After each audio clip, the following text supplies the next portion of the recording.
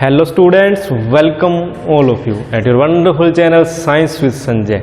और आज की वीडियो में हम करने वाले हैं क्लास 10th की साइंस का एक चैप्टर जिसका नेम है विद्युत। तो चलिए शुरू करते हैं। लास्ट वीडियो में हम डिस्कस कर चुके हैं विद्युत के बारे में और जान चुके हैं विद्युत परिपथ के बारे में। विद्युत परिपथ क्या होता है और किस किस अवयवों से एक विद्युत परिपथ का निर्माण होता है। और आज हम डिस्कस करेंगे कि किसी चालक तार में, कोई भी तार है, इसमें क्या होता है, आवेश। ये आवेश गति करता किस प्रकार है, वे कौन कौन से कारण हैं जिसके कारण एक चालक तार में आवेश गति करता है, इस बारे में हम जानने की कोशिश करेंगे। और इसका एक मुख्य कारण है विभवांतर। तो इसको समझने के लिए हम एक एग्जाम्पल लेते हैं। हम लेते हैं एक पानी की पाइप और इस एग्जाम्पल से आपको ये कंसेप्ट अच्छे से क्लियर हो जाएगा। तो देखो, इसमें है पानी, जैसे ये पानी की पाइप है और इसमें कुछ ना कुछ पानी है और हमने इसको लेवल में रख दिया, ऐसे बिल्कुल बराबर है। ये सिरा और ये सिरा, इन दोनों का लेवल क्या है, एक। तो अब आप बताओ कि पानी की डायरेक्शन क्या होगी, पानी इधर जाएगा या इधर जाएगा? तो पानी कहीं नहीं जाएगा, वो क्या रहेगा, इस पाइप के अंदर पड़ा रहेगा। यही होगा। अगर क्या हो, अगर मैं इसको थोड़ा सा टेढ़ा कर दूं, यानी कि इसका लेवल हाई कर दूं और इसका लेवल क्या कर दूं, नीचे, तो क्या होगा, पानी सारे का सारा यहाँ से बाहर निकल जाएगा। तो थोड़ा सा और इसको एक्सप्लेन करते हैं। ये है पानी का टैंक।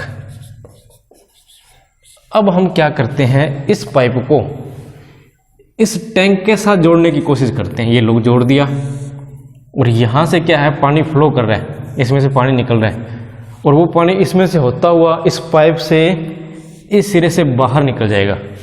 यही होगा। तो ये क्यों हुआ?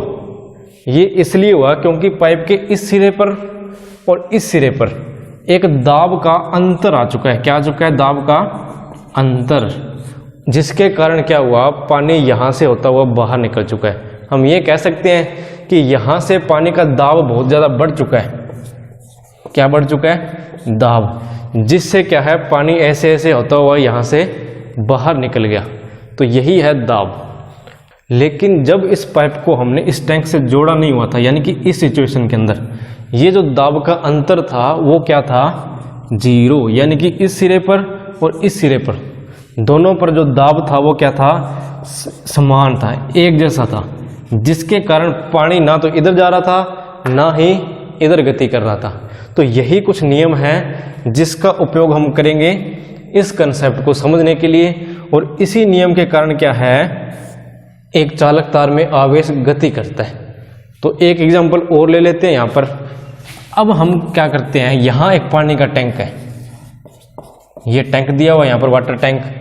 इसका लेवल इसके मुकाबले नीचे है। अब इससे हमने पानी इस टैंक में भेजना है। तो कैसे भेजोगे?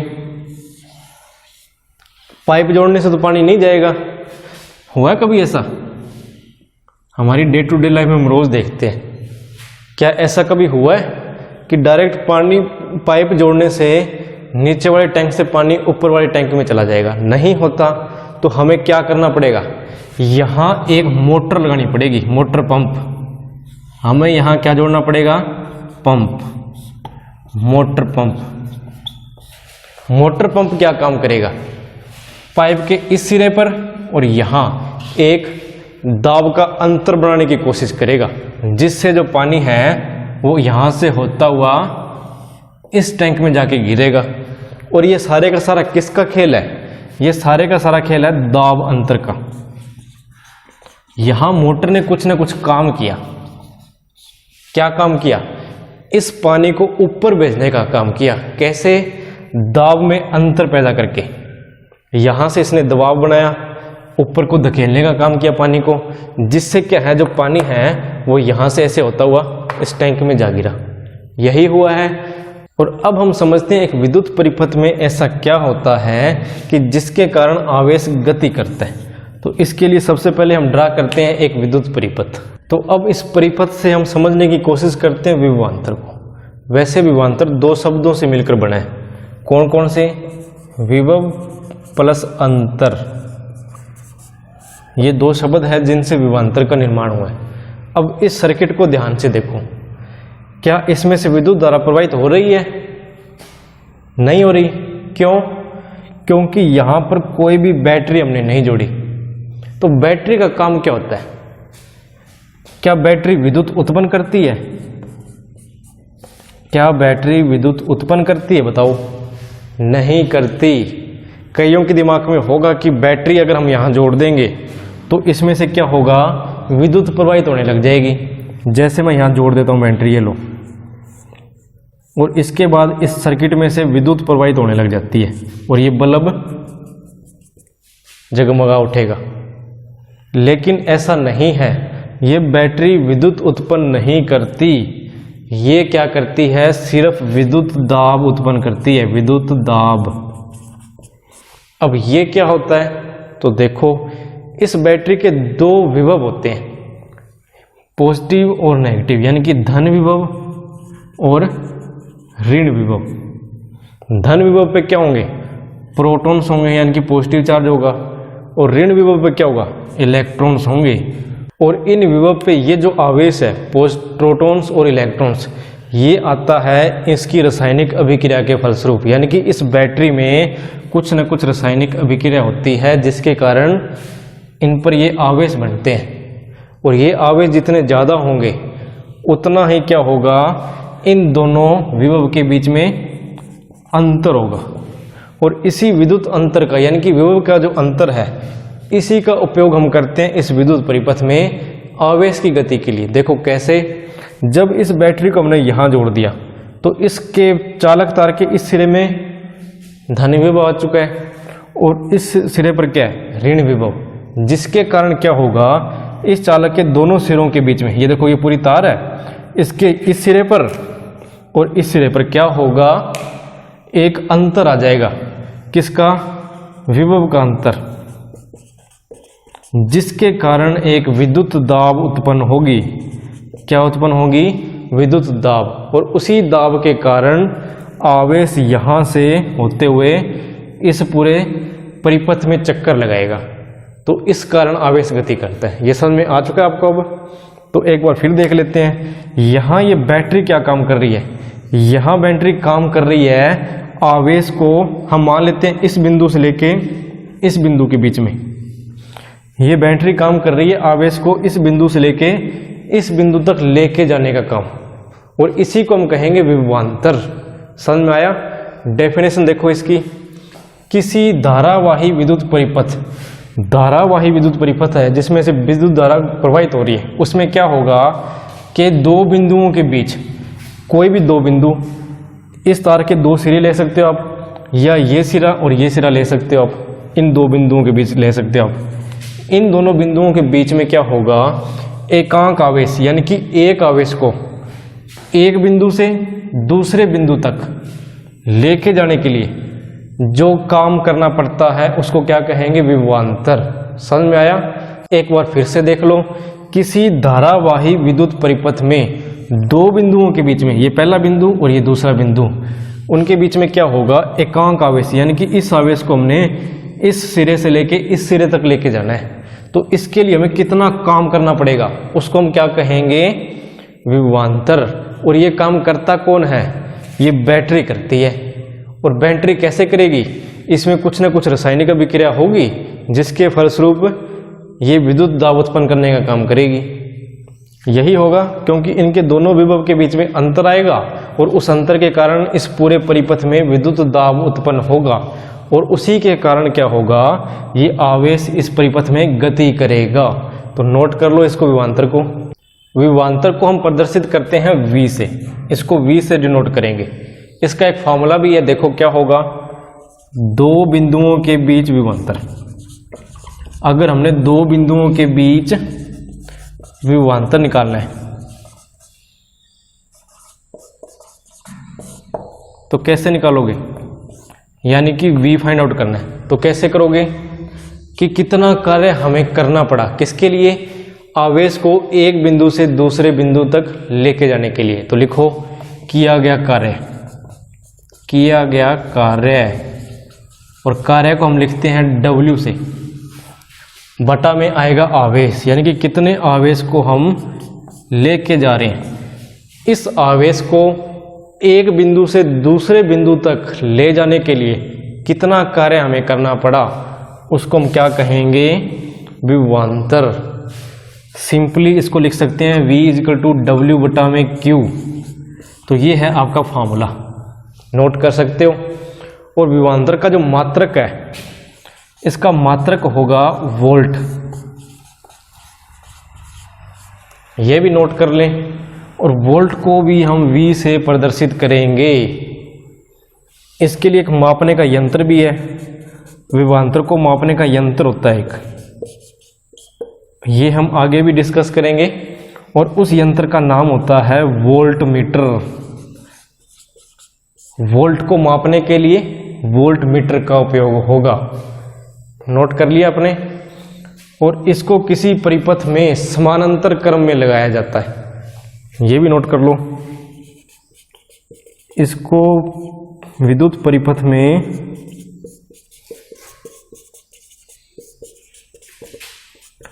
समांतर या पार्श्व लिखो आप, पार्श्व क्रम में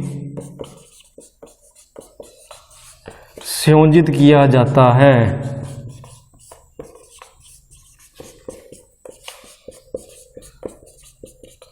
ये है सब जो आपको विभवांतर के बारे में जानना चाहिए। एक बार इसकी डेफिनेशन नोट कर लो, इसका फॉर्मूला, इसका मात्रक क्या होगा, और इसके अलावा इसको मापने का यंत्र क्या होता है, वोल्ट मीटर। और इसको जो वोल्ट मीटर है, इसको परिपथ में पार्श्व क्रम में लगाया जाएगा। और इसकी एक इकाई और भी है, वो हम इससे फाइंड आउट कर सकते हैं। देखो कैसे, V बराबर क्या है, W/Q, यही फॉर्मूला है। V बराबर वर्क की यूनिट क्या होगी, एक मात्रक जूल। आवेश का मात्रक क्या होता है, कूलाम, जिससे हमारे पास आएगा जूलाम कूलाम इनवर्स या जूल पर कूलाम, जूल पर कूलाम, ये इसकी यूनिट एक और है। तो ये सब आप नोट कर सकते हो। अब एक न्यूमेरिकल प्रॉब्लम सोल्व कर लेते हैं। तो देखो रीड आउट करते हैं क्या दिया है इसमें। 12 वोल्ट विभवांतर के दो बिंदुओं के बीच 2 कूलाम आवेश को ले जाने के लिए कितना कार्य करना पड़ेगा। तो सबसे पहले जरूरी है कि इस स्टेटमेंट को आप ध्यान से समझो। तो इसमें क्या क्या दिया हुआ है वो नोट करते हैं। 12 वोल्ट विभवांतर ये दिया हुआ है, और के दो बिंदुओं के बीच 2 कूलाम आवेश दिया हुआ है। और देखो क्या दिया गया है, के लिए कितना कार्य करना पड़ेगा। हमने फाइंड आउट क्या करना है, कार्य। जो चीज़ हमें गिवन है वो लिखते हैं सबसे पहले। तो देखो विभवांतर V क्या है, ये 12 वोल्ट यही है। इसके बाद में दिया गया है आवेश, तो लिखो आवेश Q, ये कितना है, 2 कूलाम। क्लियर है। और हमने निकालना क्या है, कार्य, किया गया कार्य यानी कि W, ये हमने निकालना है। तो अभी हमने एक फार्मूला डिस्कस किया था, क्या, V बराबर W/Q, ये वाला। अब इसी से हम क्या करेंगे, ये कार्य निकालेंगे। तो देखो कैसे, ये हमारे पास दिया हुआ है और ये भी हमारे पास दिया हुआ है। इसको हमने यहाँ गणना करनी है इसकी। तो कैसे करोगे, इस Q को आप इधर ले जाओ, W बराबर V इंटू Q। जब इसको लेफ्ट हैंड साइड लेके जाएंगे तो क्या होगा, यहाँ डिवाइड में है यानी कि बटा में है, और यहाँ आके इसके साथ गुणा में आ जाएगा। तो ये बन चुका है VQ बराबर W बराबर VQ। अब हमारे पास जो भी वैल्यूज हैं वो यहाँ रख देते हैं। V का मान कितना है, 12, आवेश कितना है, 2 कूलाम। और इन न्यूमेरिकल्स को सोल्व करते हुए अपने एक विशेष बात ध्यान में रखनी है, इनके मात्रक वो प्रॉपर होने चाहिए। ये वोल्ट में है तो वोल्ट में रहना चाहिए, और ये हमेशा कूलाम में रहना चाहिए। अब देखो इसका मान क्या है, 24।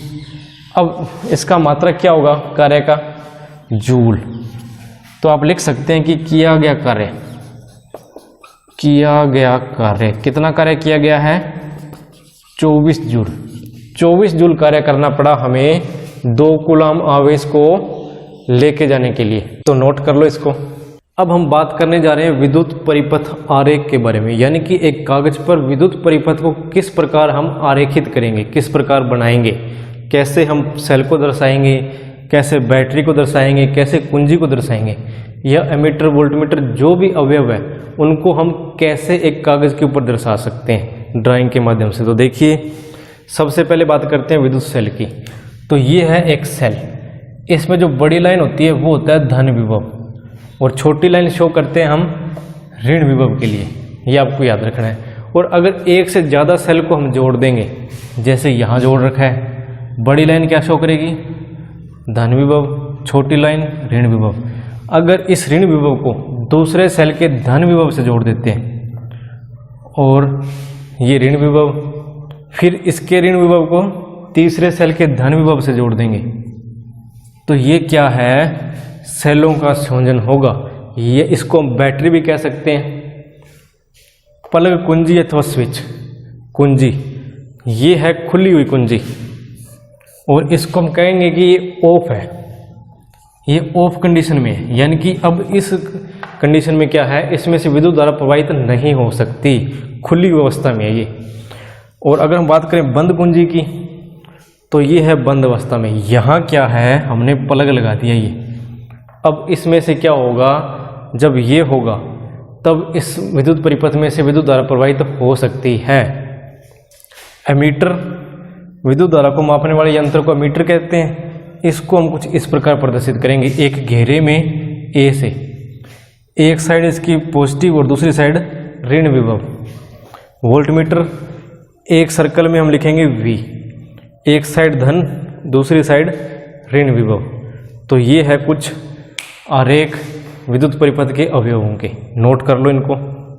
उसके बाद में तार संधि, अगर 2 तारों को हम जोड़ रहे हैं, जैसे यहाँ पर इस तार को और इस तार को यहाँ जोड़ रहे हैं, तो इसको बोलेंगे तार संधि।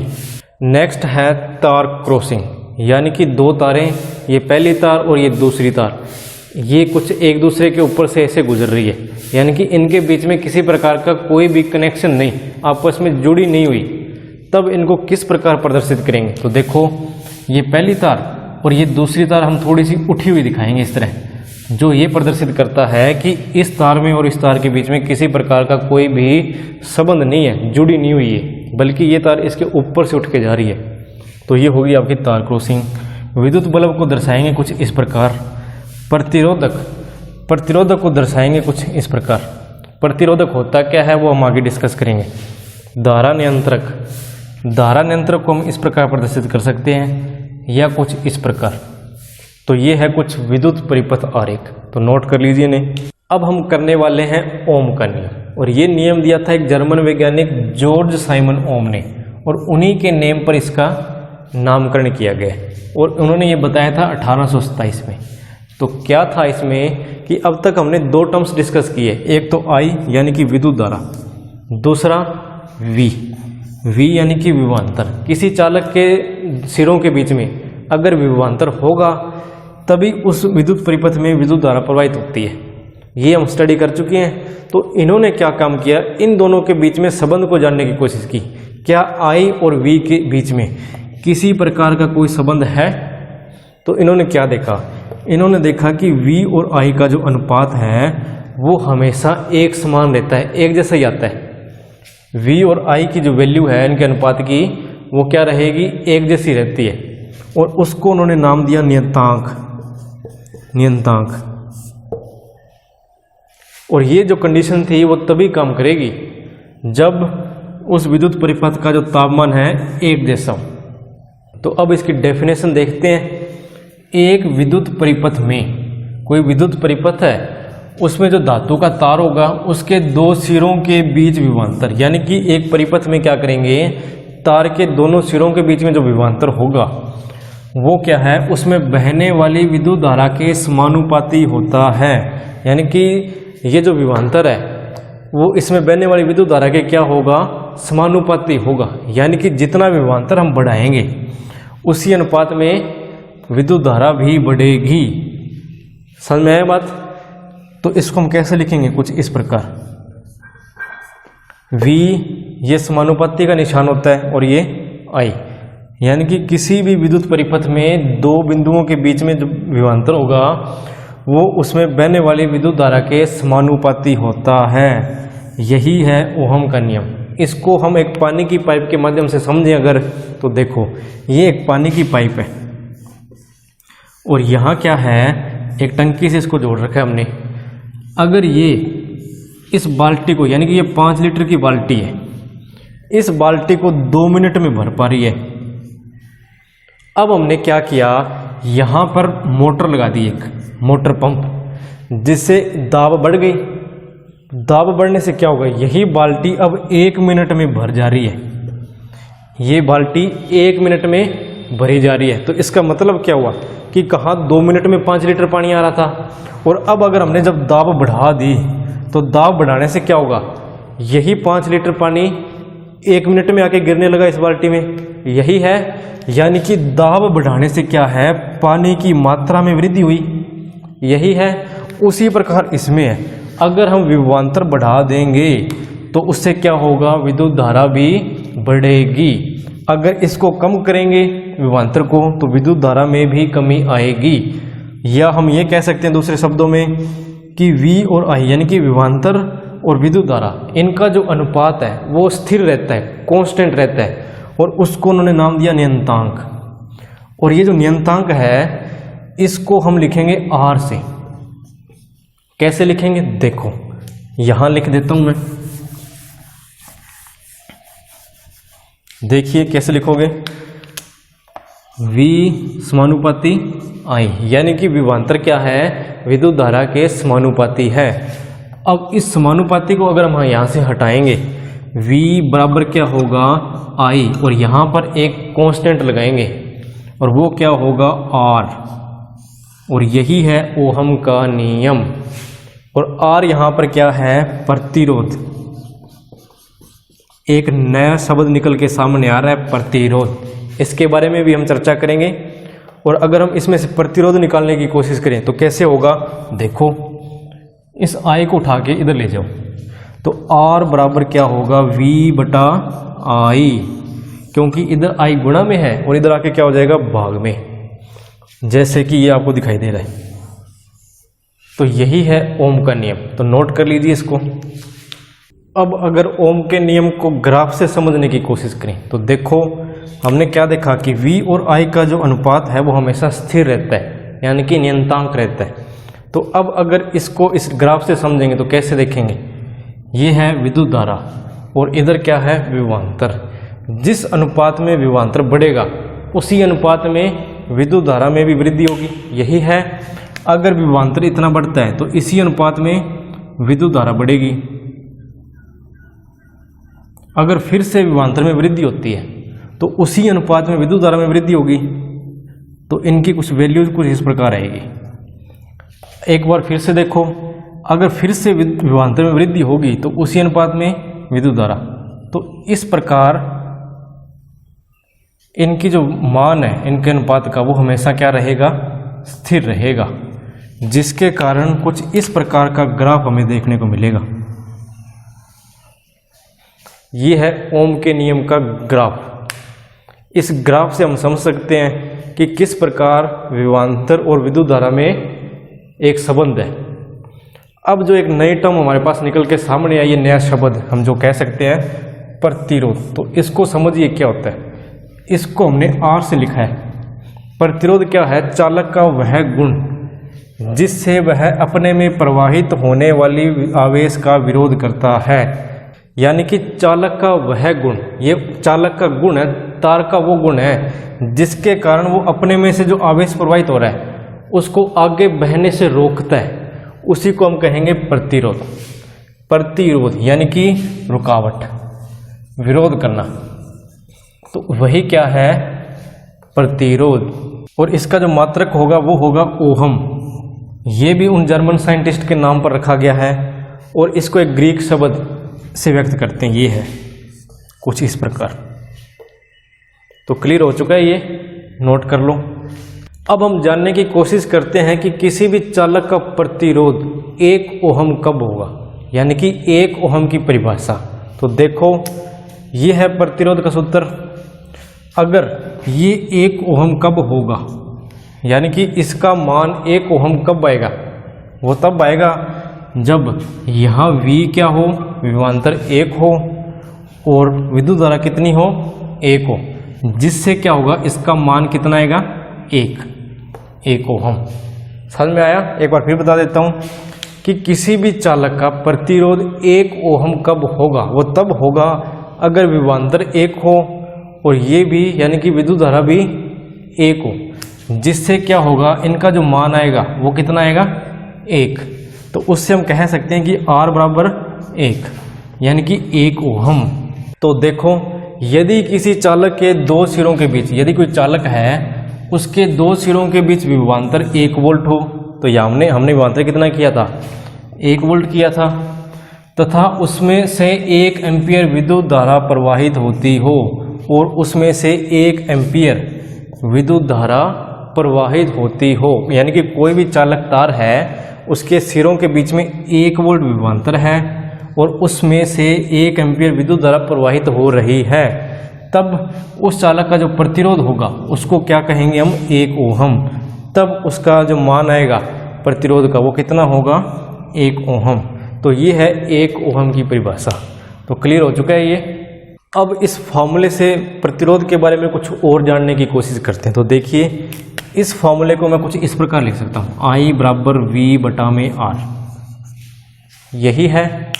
अगर मैं यहाँ R का मान बढ़ा दूँ, यानी कि चालक का प्रतिरोध बढ़ जाए, तो विद्युत धारा पे क्या प्रभाव पड़ेगा, कम हो जाएगी, यानी कि R ज़्यादा होगी तो I का मान क्या होगा, कम।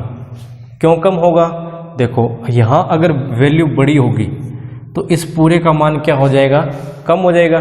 तो उसी आधार पर हम कह सकते हैं कि अगर किसी चालक का प्रतिरोध ज़्यादा होगा तो उसमें से कम विद्युत धारा प्रवाहित होगी।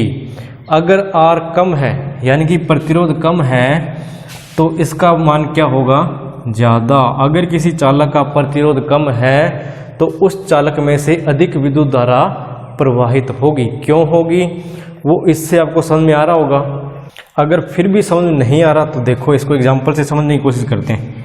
हम विभवांतर दे रहे हैं 10 वोल्ट और किसी भी चालक का प्रतिरोध है 2 ओहम, तो कितनी विद्युत धारा प्रवाहित होगी, 5 एम्पियर। अगर यहाँ प्रतिरोध हम बढ़ा देते हैं, 2 की बजाय कर देते हैं 5, तब क्या फर्क पड़ेगा, कितनी विद्युत धारा प्रवाहित होगी, 2 एम्पियर। जैसे ही हमने यहाँ R का मान बढ़ाया यानी कि प्रतिरोध बढ़ाया तो विद्युत धारा का मान क्या हो गया, कम।